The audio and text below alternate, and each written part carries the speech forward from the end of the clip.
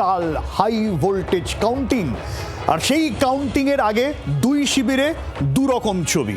প্রথম তৃণমূল কংগ্রেস শিবিরের দিকে নজর রাখি, যেখানে মুখ্যমন্ত্রী মমতা বন্দ্যোপাধ্যায় আজকে তার কাউন্টিং এজেন্টদের সঙ্গে বৈঠকে বসবেন। কারণ গতকাল তিনি এবং অভিষেক বন্দ্যোপাধ্যায় সব রাজ্যের বিভিন্ন প্রান্তের সবকটা বিধানসভার কাউন্টিং এজেন্টদের সঙ্গে বৈঠকে বসেছিলেন, তাদের সঙ্গে আলোচনা করেছিলেন এবং একটা রূপরেখা তৈরি করে দিয়েছিলেন বলা চলে। তবে আজ যে যার প্রার্থীরা সে তার কাউন্টিং এজেন্টদের সঙ্গে, যেমন মমতা বন্দ্যোপাধ্যায়। কি আপডেট? প্রবীর রয়েছেন আমাদের সঙ্গে সরাসরি, প্রবীরের কাছ থেকে জানি। প্রবীর,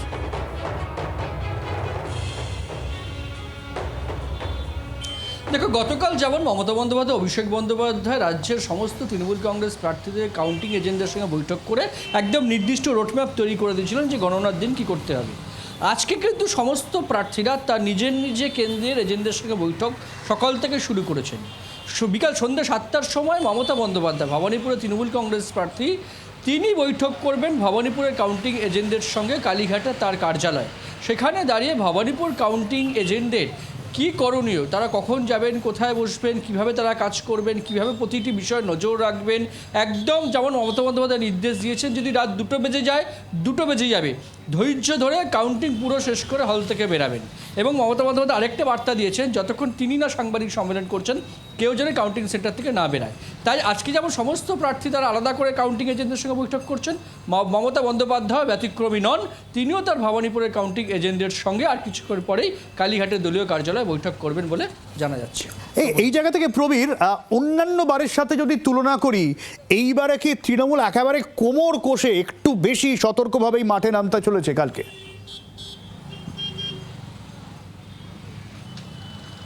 দেখো, তৃণমূল কংগ্রেসের যে কাউন্টিংকে ঘিরে যে স্ট্র্যাটেজি আমরা দেখেছি, আমরা 21-ও দেখেছি, 24-ও দেখেছি যে এইভাবে এজেন্টদের নিয়ে বৈঠক হয়েছিল। কিন্তু এবার একটু বাড়তি সতর্ক তৃণমূল কংগ্রেসের শীর্ষ নেতৃত্ব, কারণ তারা নিজেরাই বলছেন যে যেভাবে সমস্ত শক্তিকে কাজে লাগানো হয়েছে তৃণমূল কংগ্রেসকে হারানোর জন্য, তাই তৃণমূল অত্যাধিক সতর্ক। এবং শুধু এই কাউন্টিংকে কেন্দ্র করে নয়, গত 4ঠা নভেম্বর যখন SIR শুরু হয়েছে সেদিন থেকে প্রায় 6 মাস তৃণমূল কংগ্রেসের শীর্ষ নেতৃত্ব সহ কর্মীরা তারা রাস্তায় মমতা বন্দ্যোপাধ্যায় অভিষেক বন্দ্যোপাধ্যায়ের নির্দেশে। এবং কালকে চূড়ান্ত দিন বলে বলছেন মমতা বন্দ্যোপাধ্যায়, বলেছেন অভিষেক বন্দ্যোপাধ্যায় বলেছেন যে কালকে চূড়ান্ত দিন, শেষ চুরি শেষ কামড় মারতে পারে বিজেপি, তাই সতর্ক থাকতে হবে বলে কালকে নির্দেশ দিয়েছেন মমতা বন্দ্যোপাধ্যায় অভিষেক বন্দ্যোপাধ্যায়।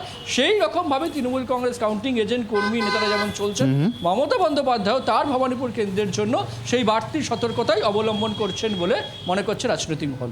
অনেক ধন্যবাদ প্রবীর। রাজনৈতিক বিশ্লেষক সম্বিত পাল রয়েছেন আমাদের সঙ্গে, একটু সম্বিত বাবুর কাছে যাবো। সম্বিত বাবু, দেখুন, ভোট যখন হয়ে গেল সব পক্ষই বলছে ভোট দারুণ হয়েছে, সব পক্ষই বলছে ভোটে আমরাই ক্ষমতায় আসবো, কিন্তু তারপর থেকে সিনারিওগুলো একটু অন্যরকম চেঞ্জ হতে গেল। স্ট্রং রুম, তাই নিয়ে বাড়তি সতর্কতা দুই দলের, আর এবার কাউন্টিং নিয়ে তৃণমূল কংগ্রেস বাড়তি সতর্ক। এটা কেন বলে আপনার মনে হচ্ছে? দেখুন, এবারে নির্বাচনটা খুব সারপ্রাইজিং, অনেকগুলো সারপ্রাইজ কিন্তু এক এক করে এসেছে পুরো নির্বাচন প্রক্রিয়ার মধ্যে। সেটা SIR থেকে শুরু করে তারপরে একসাথে এত বিউরোক্র্যাটস, যারা আমলা পুলিশ প্রশাসনের লোকজন, তাদেরকে সরিয়ে দেওয়া, তাদেরকে রিশাফল করা, তারপরে অবজারভার নিয়োগ যেরকম ভাবে আমরা দেখেছি। তো একে একে বিভিন্ন ধরনের সারপ্রাইজ কিন্তু তৃণমূল কংগ্রেস পেয়েছে।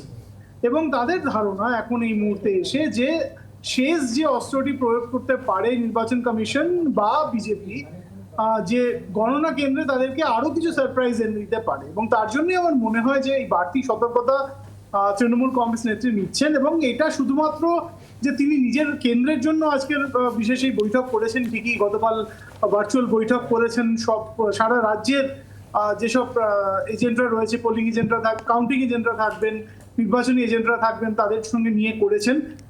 কিন্তু এটা পুরো তৃণমূল কংগ্রেসের প্রত্যেকটি কর্মী, সমর্থক এবং পোলিং এজেন্ট, কাউন্টিং এজেন্ট, তাদেরকে এই বার্তাটা দেওয়া যে কোনো রকম ঢিলে দেওয়া চলবে না, আমরা জিতে গেছি, এই আত্মবিশ্বাস যেন কারোর মধ্যে না থাকে। এবং গণনা কেন্দ্রে অনেক ধরনের সারপ্রাইজ আসতে পারে, তার জন্য প্রস্তুত থাকো। আমার মনে হয় শুধু এই কারণেই এইটা করছেন মমতা বন্দ্যোপাধ্যায়। আচ্ছা, এই জায়গা থেকে শুনলাম, যখন মমতা বন্দ্যোপাধ্যায়ের এই স্ট্র্যাটেজি এবং মিটিং সামনে রয়েছে, আজকে বৈঠক করবেন, সব প্রার্থীরাই বৈঠক করবেন, তখন বিজেপি শিবিরের কি ছবি? বিজেপি শিবিরের আমরা ছবি দেখছি, প্রার্থীরা মন্দিরে মন্দিরে যাচ্ছেন, পুজো দিচ্ছেন বিভিন্ন জায়গায়, প্রত্যেকের ইষ্ট দেবতার স্মরণে, এবং এটা কিন্তু বিভিন্ন জায়গায় একাধিক প্রার্থীকে আমরা ছবি দেখেছি এবং সেই ছবি আপনাদের দেখাবো, যেখানে প্রত্যেকে যে যার মতন মন্দিরে যাচ্ছেন, পুজো দিচ্ছেন। সেটা শিলিগুড়ি থেকে শুরু করে আসানসোল থেকে কাঁথি হোক বা দুর্গাপুর বা ঠনঠনিয়া কালীবাড়ি রয়েছে, সব জায়গায় একই ছবি। আর কি বক্তব্য উঠে আসছে এই নিয়ে একবার শোনাই আপনাদের। প্রত্যেকটা রাজনৈতিক দলের পলিটিশিয়ানদেরই আপনি দেখছেন, নতুন প্রজন্মের হোক আগের প্রজন্মের তো বটেই, কনফিডেন্স লেভেল কার কিরকম দেখতে পাচ্ছেন? কনফিডেন্স লেভেল মানে কনফিডেন্ট তো আমরা, এবং এবারে বয়োজ্যেষ্ঠ মানুষরা যে 70 ঊর্ধ্ব 80 ঊর্ধ্ব তারাও ভোট দিয়েছে এবার বিজেপিকে।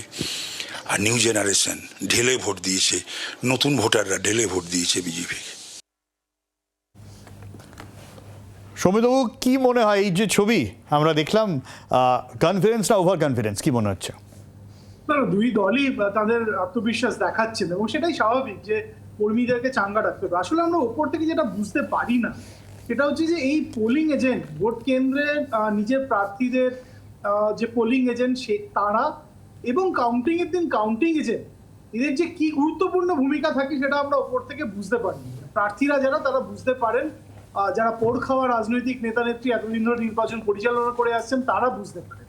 এবং অনেক ক্ষেত্রেই দেখা যায় যে এই কাউন্টিং এজেন্টরা তারা কিছুক্ষণ থাকেন, মূলত যারা মেন যে মূল পলিটিক্যাল পার্টির কাউন্টিং এজেন্ট তারা কিছুক্ষণ থাকেন, তাদের মধ্যে যদি কেউ দেখেন যে পিছিয়ে পড়ছে আমার প্রার্থী, তারা কাউন্টিং কেন্দ্র থেকে বেরিয়ে যান এবং তারপরে অনেক কিছুই হতে পারে ভেতরে। এবং সেটার দায়িত্ব কিন্তু মূলত যদি কোনো রকমের গন্ডগোল হয়, যদি কোনো রকমের কারচুপি হয়, সেটা ধরার দায়িত্ব কিন্তু এই কাউন্টিং এজেন্টদের, প্রত্যেকটি পলিটিক্যাল পার্টির কাউন্টিং এজেন্টদের। তাদেরকে ওই কাউন্টিং সেন্টারে রেখে দেওয়াটা একটা বড় চ্যালেঞ্জ, যেটা তৃণমূল কংগ্রেস হোক, বিজেপি হোক, বামেরা হোক, কংগ্রেস হোক, প্রত্যেকের ক্ষেত্রেই এটা খাটে। এবং যেখানে তৃণমূল কংগ্রেস এই তৎপরতা দেখাচ্ছে সেখানে বিজেপি পিছিয়ে থাকতে পারে না, খুবই স্বাভাবিক। বাংলার আওয়াজ, বাঙালির আবেগ, জি 24 ঘন্টা।